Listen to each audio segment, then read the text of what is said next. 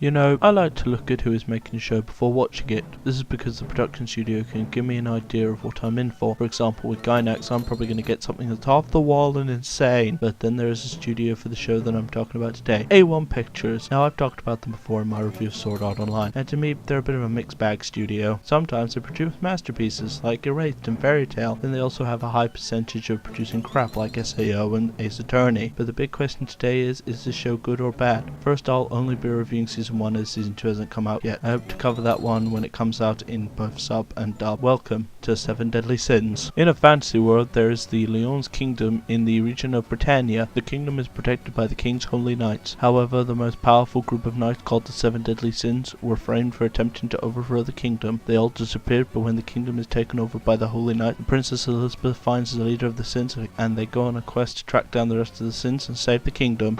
We came, we saw, we kicked its ass.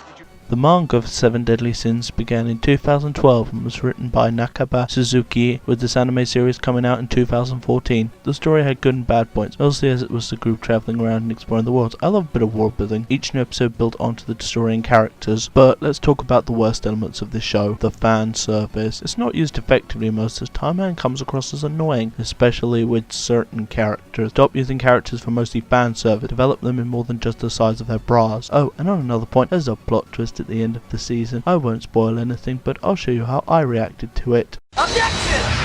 Also, I wasn't really interested in the mystery of the show, such as what was happening when the Sins were betrayed, mostly due to the fact that the characters didn't really care about it. Speaking of which, let's move on to the characters. For spoiler reasons, I will only talk about 4 of the Sins, Elizabeth and the Holy Knights. Firstly, let's talk about Meliodas, the Dragon Sin of Wrath. No, not that Dragon Sin. He runs the Boar Hat Bar, and is the captain of the 7 Deadly Sins. He wields the dragon-hilt broken sword. Oh, Meliodas. His personality was strange. Most of the time a fun-loving pervert, which leads to scenes of him groping Elizabeth. What a gentleman. But there is a darker side to him that is revealed over the series. Apart from being a pervert, the other problem with Meliodas is he's overpowered. You could say that about all the Sins, but some of the others do struggle to take out some opponents. He god modes his way through most of the series, and I didn't find it entertaining to watch his other fight. Overall, I'm not the biggest fan of Meliodas, but I've seen worse characters. Moving on to Bond, the Fox Sin of Greed, the immortal warrior of the Sins. Whoopsie daisy! Steven, it's okay. I'm gonna be just... He is the most laid-back member of the team, though he can be brutal in battle. I did enjoy his character development he went through, even though he wasn't my favourite character. His immortality was mostly played for jokes, also for spoiler reasons, how he became immortal gave me the feels. But who were my favourite characters? Well, there were 2 actually. First, the Giant and the Serpent Sin of Envy, Diane. Armed with a giant hammer, she is the powerhouse of the group. She is also in love with Meliodas, which I never really liked. The reason she's one of my favourite characters as well, she's not just a tank or one-note joke. She develops naturally some pretty good scenes. Also, that hammer.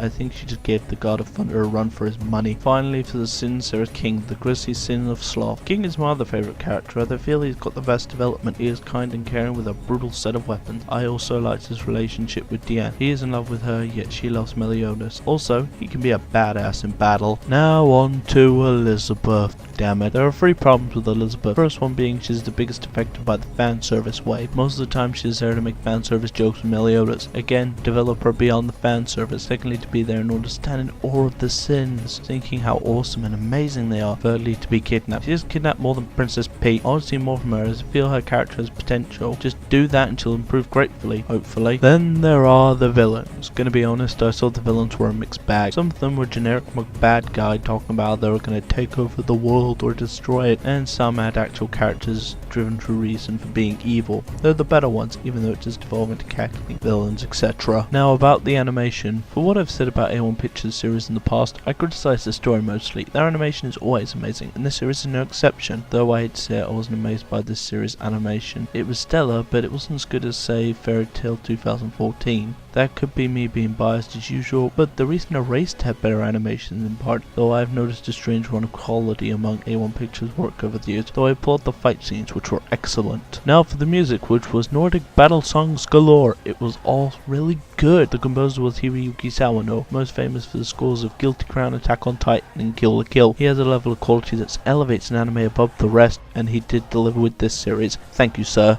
The show had 2 openings, and I found them to both be okay. Nothing special. The dub was also pretty good, even though it was a bit on the nose to cast Bryce Papenbrook as Meliodas, because he's played a lot of protagonists, and here's another one. Though I did enjoy it, and there was no performance I hated, so I recommend watching it dubbed. Seven Deadly Sins is a flawed show. Problems lie most in the stories and some of the characters. Sure, there is a second season, but will it improve it or not?